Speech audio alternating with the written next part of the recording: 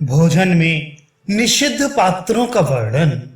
अत्रि जी कहते हैं, जो ब्राह्मण भोजन करने के उपरांत आचमन कर गीले हाथ रहता है, अर्थात अंगोछे आदि से हाथ नहीं पहुंच लेता, उसके यहाँ लक्ष्मी कभी निवास नहीं करती और बल, तेज, यश, आयु इन सभी की हानि होती है।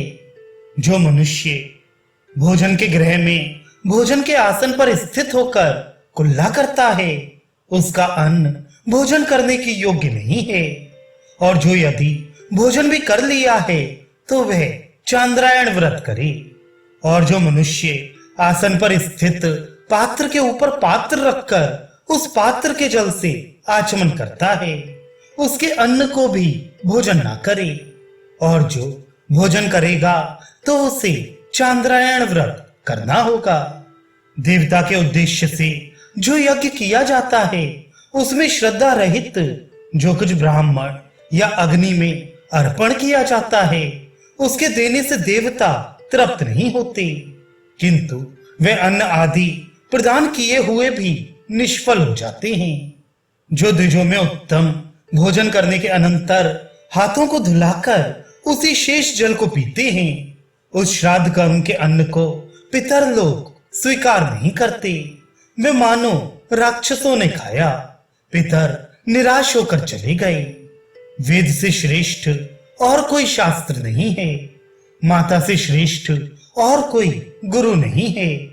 इस लोक और परलोक में दान की अपेक्षा उत्तम मित्र नहीं है, परंतु जो दान कुपात्र को दिया जाता है वह 7 पीढ़ी तक दग्ध करता है।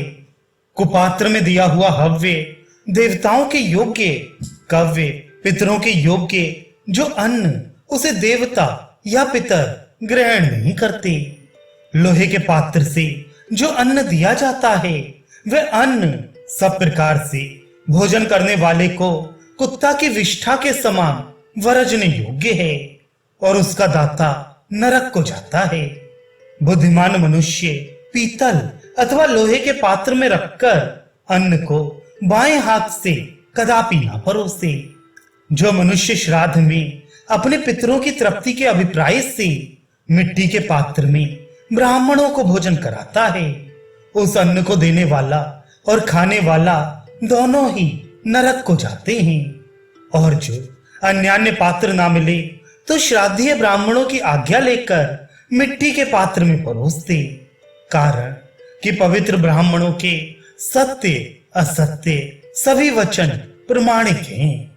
यदि सन्यासी को स्वर्ण के पात्र, लोहे के पात्र, ताम्र के पात्र, चांदी अथवा कांसे के पात्र में जो भिक्षा दी जाती है उसका धर्म नहीं होता, और उससे प्राप्त हुई भिक्षा को खाने वाला भिक्षु पाप का भोगता होता है। भिक्षुक कभी अधिक विपत्ति के आ जाने पर भी कांसे के पात्र में भोजन न करे, कारण कि जो सन्यासी कांसे के पात्र में भोजन करते हैं उन्हें मल भक्षण का दोष कहा है।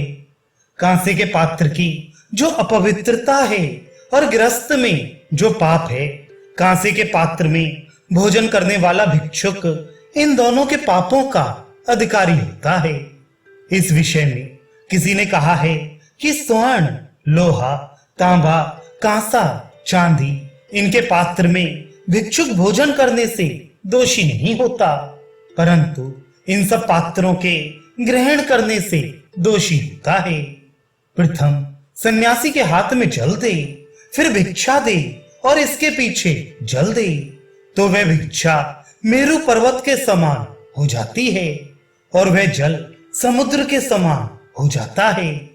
यति म्लेच्छ के ग्रह से भी भौरे की वृत्ति का अवलंबन करे, अर्थात अनेक स्थानों से अन्न का संग्रह करे, परंतु एक के स्थान का अन्न भक्षण ना करे, चाहे उसका देने वाला बृहस्पति के भी समान क्यों ना हो।